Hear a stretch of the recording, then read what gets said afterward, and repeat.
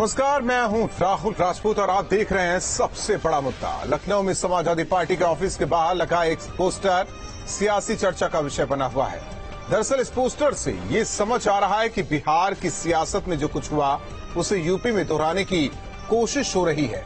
पटना में जो कुछ हुआ उसे एक घटना माना जा सकता है, लेकिन लखनऊ और पटना को मिलाकर जो करने की कोशिश हो रही है वो 2024 की सबसे बड़ी दुर्घटना न साबित हो जाए, क्योंकि अखिलेश पहले भी यूपी में गठबंधन के कई अध्याय लिख चुके हैं जो शुरू होने से पहले ही खत्म हो गए और अब 2024 के लिए अखिलेश पंचम अध्याय लिखने की कोशिश में है। ऐसे में सवाल उठता है कि यूपी प्लस बिहार किसकी जीत किसकी हार। लखनऊ प्लस पटना विपक्ष की दुर्घटना। अखिलेश का पंचम प्रयोग होगा सियासत में सिद्ध। मोदी योगी के सामने टिक पाएंगे अखिलेश नीतीश।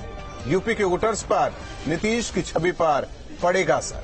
इन तमाम सवालों के साथ मेहमानों से चर्चा, लेकिन उससे पहले एक रिपोर्ट।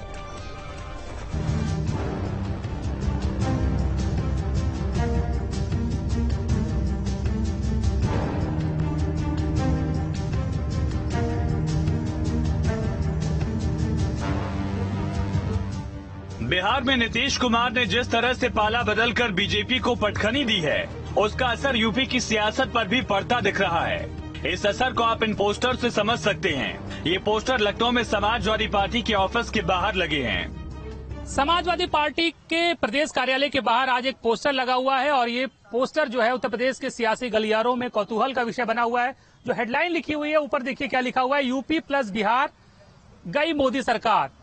नीतीश कुमार ने कुछ दिन पहले अखिलेश यादव से मुलाकात की है और नीतीश कुमार पूरे देश में घूम घूम कर विपक्षी एकता बना रहे हैं और माना जा रहा है कि नीतीश कुमार इस बार प्रधानमंत्री पद के लिए विपक्ष का चेहरा होंगे।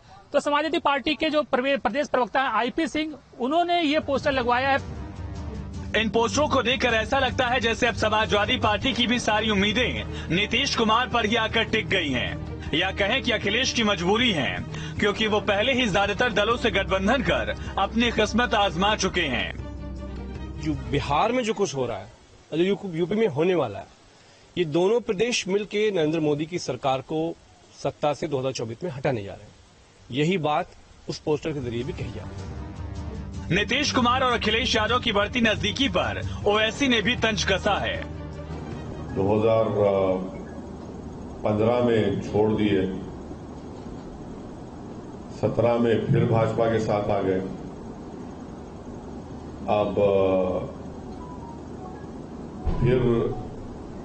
छोड़ दिए हैं, फिर किसी के और के साथ चले गए हैं। ये नीतीश कुमार साहब जाट साहब से शुरू किए थे, जॉर्ज फर्नांडिस साहब से। ये हो रहा है। केवल ओवैसी ही नहीं, बीजेपी को गच्चा देकर अखिलेश से नजदीकी बढ़ा रहे नीतीश कुमार को लेकर बीजेपी भी हमलावर है। हालांकि पोस्टर को लेकर बीजेपी अखिलेश यादव पर निशाना साध रही है। समाजवादी पार्टी सहित सभी विपक्षी दल पूरी तरह से हताश हैं। 4 चुनाव में इनको भारतीय जनता पार्टी ने करारी शिकस्त दी है। 2014 में, 2017 में, 2019 में, 2022 में। अब परिस्थितियां उत्तर प्रदेश की ये हैं, 2024 में जब भी चुनाव होगा, भारतीय जनता पार्टी 80 की 80 सीटों पर प्रचंड बहुमत से विजय पताका फहराएगी और सभी विपक्षी दलों का सफाया ही नहीं होगा। ये अपने वोट प्रतिशत में इतनी गिरावट देखेंगे, लगभग मृत प्राय पार्टियां होने वाली हैं। एक और उदय एक और भान, न इनके चुरकी न उनके कान। तो एक तरफ अखिलेश यादव हैं, एक तरफ नीतीश जी हैं, न इनको चुरकी है न उनको कान है। और जब ये दोनों लोग मिलके इनको लग रहा है कि सिर्फ भारत नहीं विश्व के सबसे बड़े नेता के खिलाफ ये षड्यंत्र रच के कुछ भी कर लेंगे, तो मुझे लगता है कि अब इससे बड़ी इनकी कोई गलतफहमी नहीं हो सकती। दरअसल नीतीश कुमार बीजेपी से गठबंधन तोड़ने के बाद सभी विपक्षी दलों को एकजुट करने की बात कर रहे हैं। अब समाजवादी पार्टी ने लखनऊ में अपने दफ्तर के बाहर जो पोस्टर लगाया है, उसका मतलब यही है कि यूपी और बिहार को जोड़ दिया जाए तो अगले चुनाव में केंद्र से मोदी सरकार की छुट्टी हो जाएगी। पोस्टर में नीतीश और अखिलेश की तस्वीर के ऊपर लिखा है, UP plus Bihar is equal to गई मोदी सरकार। ये पोस्टर समाजवादी पार्टी के नेता आईपी सिंह की तरफ से लगाया गया। इस पोस्टर में साफ तौर पर जाहिर हो रहा है कि समाजवादी पार्टी ने 2024 लोकसभा चुनाव को लेकर बीजेपी के खिलाफ बिगुल फूंक दिया है और इस बार अखिलेश के नए साथी नीतीश कुमार होंगे। Team news state. और चर्चा के लिए हमारे साथ मेहमान जुड़ चुके हैं। सबसे पहले परिचय करवा दे के त्रिपाठी जी, प्रवक्ता जेडीयू, सैफ खान साहब, प्रवक्ता कांग्रेस, भुवन जोशी जी, प्रवक्ता समाजवादी पार्टी और एसएन सिंह जी, प्रवक्ता बीजेपी। आप चारों मेहमानों का स्वागत है। एसएन सिंह जी, कड़ी टक्कर मिलने वाली है 2024 में। यूपी प्लस बिहार, गई मोदी सरकार। राहुल जी, आप देखे होंगे मुंगेरी लाल के हसीन सपने एक कहावत है, और मैं कहता हूं नींद में भी लोग दौड़ते हैं, लेकिन जब नींद खुलती है तो आप देखेंगे वो जहां थे वो तो अपने बिस्तरे पे ही मिलते हैं। गठबंधन किसके किसके बीच में हो रहा है? 16 सीट पाने वाले जेडीयू और 3 सीट पाने वाले समाजवादी पार्टी, मतलब 19-20 भी नहीं हो पा रहे हैं। इसको क्या कहेंगे आप? मुंगेरी लाल के हसीन सपने कहेंगे या नींद में जो सोया हुआ व्यक्ति स्वप्न देखता है उसको कहते हैं? पहली बात। दूसरी देखिए, एक तरफ 49% वोटों के साथ भारतीय जनता पार्टी मजबूती से विकास और राष्ट्रवाद के कार्य कर रही है, दूसरी तरफ किसी के पास 1.5% वोट है, किसी के पास 3% वोट है, किसी के पास 6% वोट है। अभी तक प्राय 4 लोगों के नाम की राहुल जी घोषणा हुई है जी। और आपस में खलबली मच गई है कि हम एक दूसरे की टांग पकड़ लेंगे, बेशक जो है हम बने चाहे ना बने, लेकिन आपको नहीं बनने देंगे। ममता बनर्जी ने कहा कि हम राहुल गांधी जी का साथ नहीं देंगे। और सेकंड नंबर की पार्टी कौन है देश में? वो 52 सीटें पाकर कांग्रेस पार्टी है। अगर टीएमसी उनका साथ नहीं दे रही है, नीतीश जी तीसरे का साथ नहीं दे रहे हैं, और एक हमारे केजरीवाल साहब हैं जो 1 सीट जीते थे अब 0 पे चल रहे हैं, तो आप बताइए इसको नींद में देखा हुआ स्वप्न कहेंगे या सत्य कहेंगे? अब ये तो भुवन जी बता सकते हैं। ये तो भुवन जी बता सकते हैं। भुवन जी, देखिए, हमने इसलिए अपने सबसे बड़ा मुद्दा में नाम जो रखा पंचम प्रयोग, क्योंकि चुनाव दर चुनाव देखा जाए तो हर चुनाव में एक प्रयोग किया गया अखिलेश यादव की तरफ से। अब नीतीश कुमार की तरफ ये झुकाव, ये पोस्टर, ये पंचम प्रयोग, हालांकि हर प्रयोग तो उनका फेल हुआ। देखिए, सत्ता में जो आज लोग बैठे हैं, उन्होंने कहीं ना कहीं एक अहंकार पाल लिया है भारतीय जनता पार्टी ने कि वो अजय है। मैं बताना चाहता हूं राहुल जी, थोड़ा सा पुराने अगर इतिहास की ओर आप जाएंगे, आप देखेंगे कि कांग्रेस के लोग कहते थे इंडिया इज इंदिरा और इंदिरा इज इंडिया, और उन इंदिरा गांधी के भी हस्र को लोगों ने देखा है। अटल बिहारी वाजपेयी जी एक वैश्विक नेता थे, भारतीय नहीं वैश्विक नेता थे, और उनके हस्र को भी लोगों ने देखा हुआ है। तो मैं निश्चित तौर पे कहना चाहता हूँ, आदरणीय मोदी जी और आदरणीय अमित शाह जी किस खेत की मूली है। जो इस संसार में आया है वो जाएगा जरूर, और जो भी सरकार शासन में आई है वो जाएगी जरूर। हाँ, कोई समय कालखंड होता है, ये मैं आपकी बात से सहमत हूँ। किसी भी सरकार का एक कालखंड होता है, और ये अगर अजय मान ने अपने आप को मान लिया है तो निश्चित तौर पे मैं कहना चाहता हूँ आपके चैनल के माध्यम से, जो मोदी जी ने और अमित शाह जी ने जो अश्वमेध का यज्ञ का घोड़ा छोड़ा था, उसे बिहार की जनता ने पकड़कर साफ साफ संदेश दे दिया। और कई बात आपने एक बात कही थी कि बहुत सारे प्रयोग समाजवादी पार्टी ने करे हैं। मैं निश्चित तौर पर कहना चाहता हूं, राजनीति शास्त्र का विद्यार्थी होने के कारण राजनीति शास्त्र को राजनीतिक विज्ञान भी कहा जाता है, और राजनीतिक विज्ञान में हमेशा प्रयोग होते हैं। निश्चित तौर पर हर प्रयोग सफल नहीं होता, लेकिन उन प्रयोगों से आगे बढ़ा जाता है और सीखा जाता है। निश्चित तौर पे समाजवादी पार्टी भी आगे। ठीक है भुवन जी, आगे बढ़िए, प्रयोग करते रहिए, सीखते रहिए। जिस कालखंड की बात की है, हो सकता है कि समाजवादी पार्टी का भी कालखंड खत्म हो गया, क्योंकि हर चुनाव में हार का ही सामना करना पड़ा। के त्रिपाठी जी, भरोसे के साथी हैं क्या अखिलेश यादव? क्योंकि जिनके साथ रहे कभी भरोसा नहीं जाहिर हो पाया।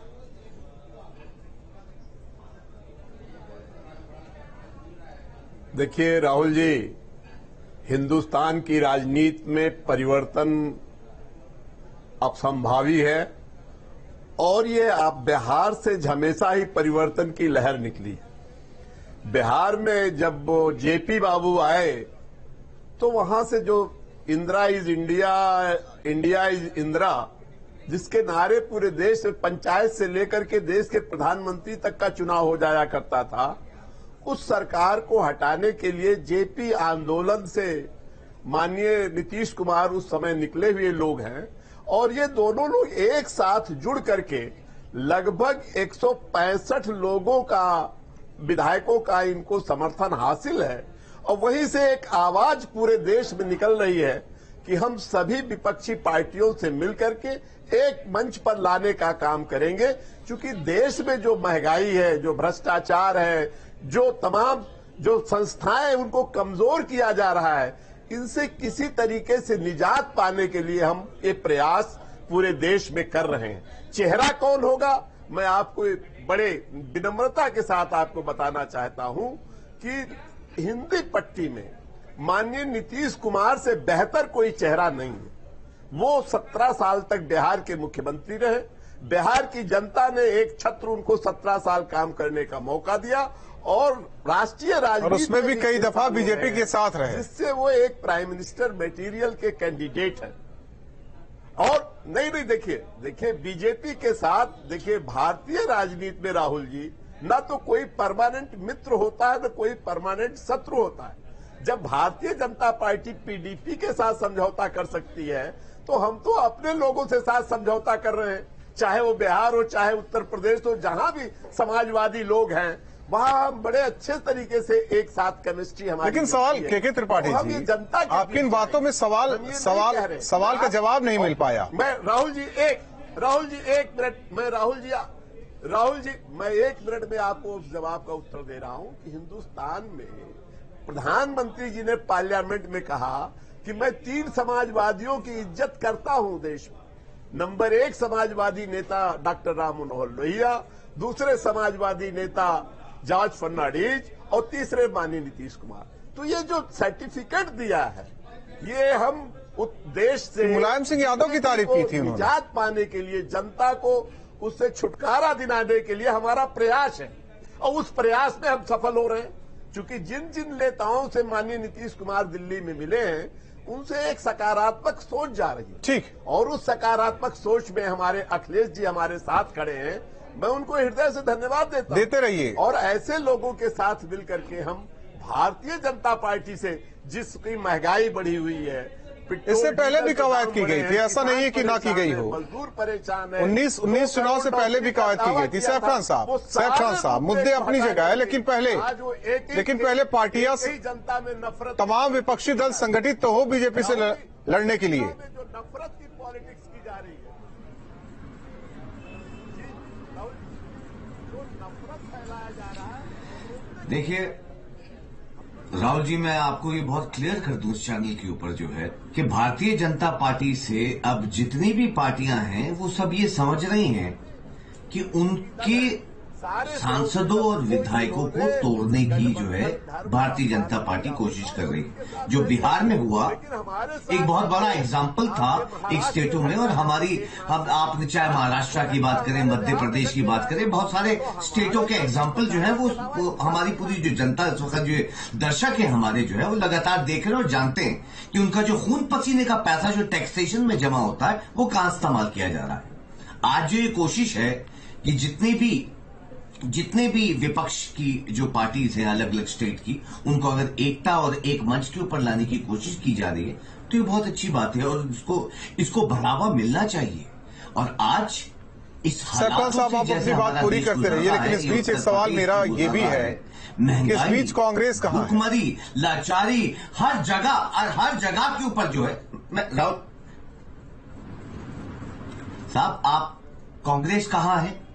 हम अंग्रेजों के वक्त के ऊपर, जब अंग्रेज हमारे देश के ऊपर राज्य कर रहे थे, तब भी ये बात होती थी कि कांग्रेस कहां है। उस वक्त जो है आरएसएस और ये जितने भी लोग हैं और ये सबके सब संगठन जो हैं वो कहते थे कि कांग्रेस कहां है।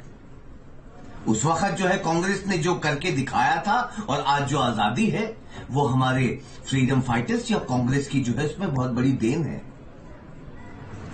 और ये बहुत गलत होगा कि हम जो है कांग्रेस कहाँ है साहब, हम हर जगह के ऊपर जो है हर जगह के ऊपर जो है। लेकिन एक चीज और भी दुरुस्त कर दे सैफ खान साहब, आप बड़ी बड़ी बातें कर रहे हैं, आप बड़ी बड़ी बातें कर रहे हैं।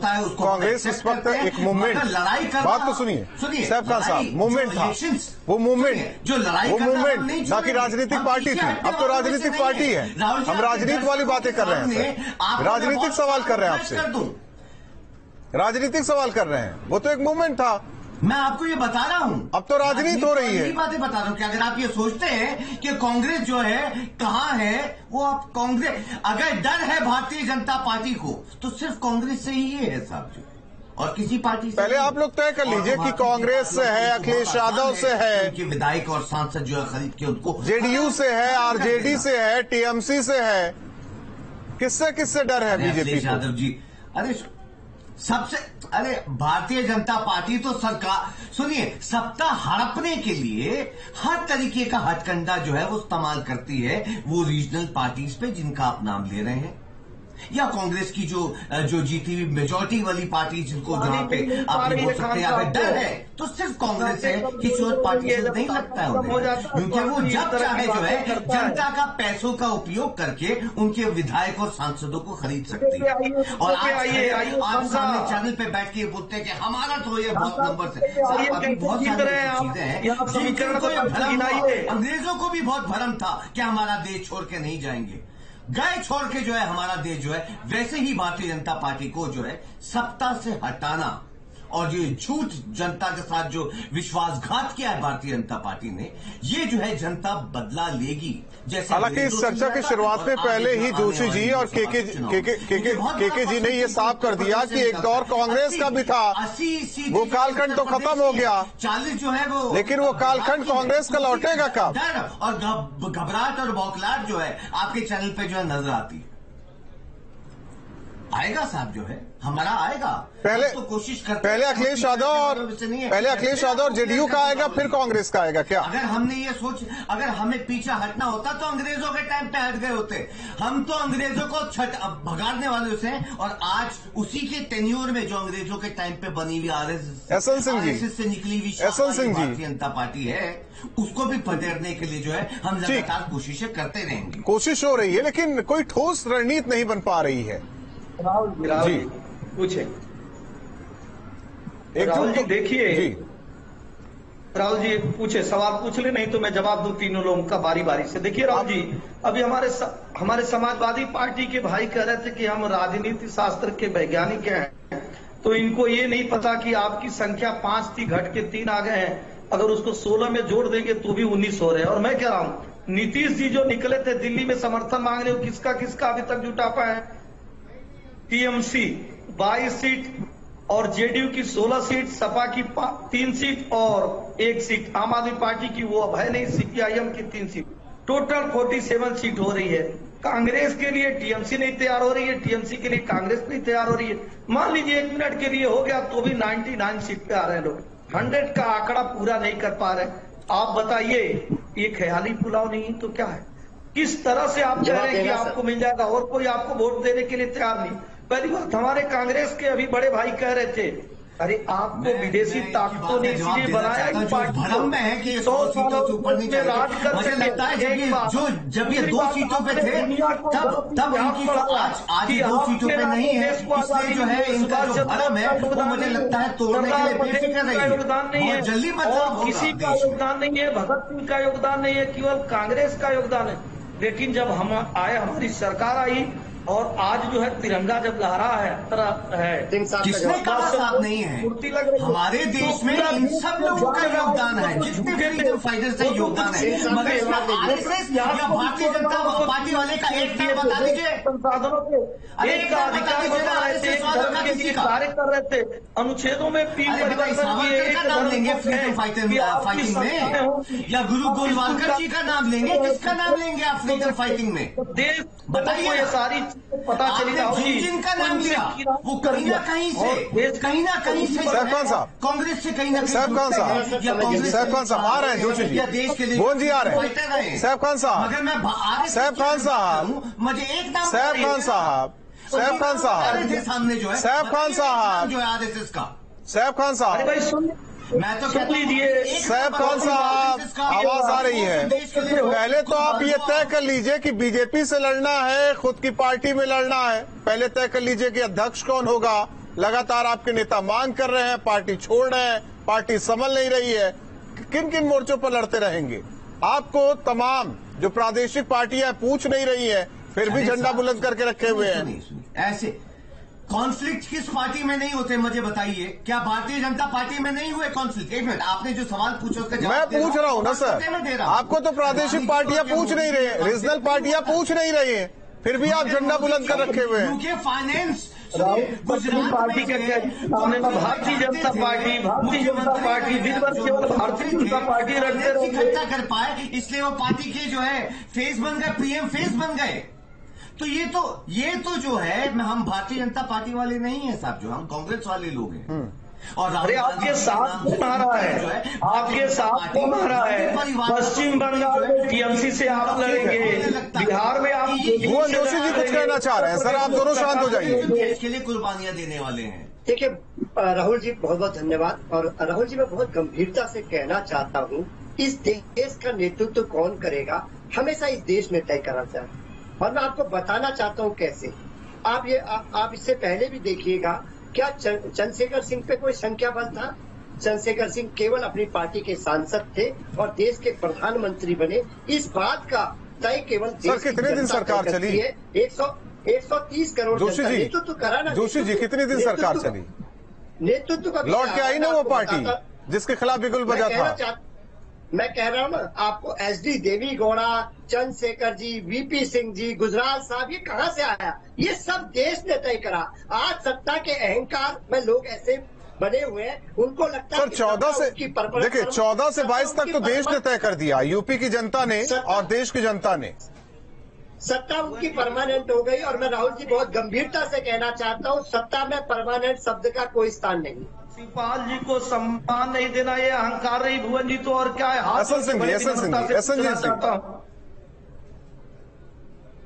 चलिए आप चारों मेहमानों का बहुत बहुत धन्यवाद हमारे साथ जुड़ने के लिए। हालांकि लखनऊ में समाजवादी पार्टी के कार्यालय की दीवार पर पोस्टर लगा, यूपी प्लस बिहार गई मोदी सरकार। जाहिर तौर पर विपक्षी दल एकजुट होने की कोशिश को लेकर बिहार से यूपी तक पोस्टर वॉर हो रहा है। लेकिन सवाल यह है कि आखिर क्या चेहरा नीतीश कुमार है? अगर नीतीश कुमार का चेहरा है तो सबसे बड़े सूबे जहां 80 लोकसभा सीटें हैं, अखिलेश यादव अगर यहां का नेतृत्व करते हैं, क्या उनका नाम पहले नहीं आना चाहिए? कहा जा रहा है कि सभी समाजवादी एक साथ एक मंच पर आए। पहले तय कर लीजिए कि टीएमसी, समाजवादी पार्टी या फिर के चंद्रशेखर राव। इसके अलावा और भी कई नाम हैं। अभी तक तो कांग्रेस का नाम लिया नहीं जा रहा है। तो क्या किसी ठोस रणनीति के तहत विपक्ष पड़ रहा है? केवल पोस्टर लगाकर, हवाई बातें कर 2024 का चुनाव ये विपक्षी दल साधना चाहते हैं। सबसे बड़ा मुद्दा में बस इतना है।